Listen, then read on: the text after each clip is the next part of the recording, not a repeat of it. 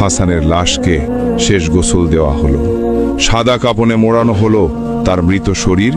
তার আত্মা সবাইকে বলার জন্য ছটপট করছে, দেহের ভেতর প্রবেশ করার চেষ্টা করছে, কিন্তু কোনো এক অদৃশ্য দেয়াল যেন তাকে আটকে রাখছে।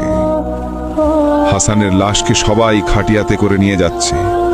হাসানের আত্মা লাশের উপর বসে সবাইকে চিৎকার করে বলছে, আমাকে কবরস্থানে নিয়ে যেও না দয়া করে। যারা হাসানকে ভালোবাসত তারা কেউই হাসানের প্রতি দয়া দেখালো না। সবাই হাসানকে কবর দিয়ে দিল। তারপর তারা সবাই তাকে একা রেখে সেখান থেকে চলে গেল।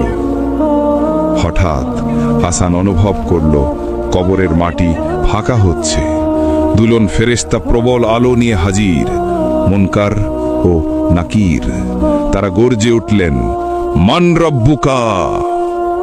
হাসান কাঁপতে কাঁপতে উত্তর দিতে চাইল, কিন্তু তার জিহ্বা বন্ধ হয়ে গেল। তার মুখ দিয়ে কোনো শব্দ বের হলো না। তারপর ফেরেশতারা দ্বিতীয় তৃতীয় প্রশ্ন করল। হাসানের ঠোঁট কাঁপল, কিন্তু মুহাম্মদ সাল্লাল্লাহু আলাইহি ওয়াসাল্লামের নাম উচ্চারণ করতে পারল না। তার ধর্ম কি বলতে পারল না। মুহূর্তেই কবর অন্ধকারে ঢেকে গেল। ফেরেশতারা তখন গর্জে উঠে বলল, তুমি এমন কি করেছো? তুমি কি তোমার আমলের স্বরূপ দেখতে পাচ্ছ? তুমি দুনিয়ার সব পেয়েছিলে, তবে কেন তুমি আল্লাহর ব্যাপারে এত উদাসীন ছিলে?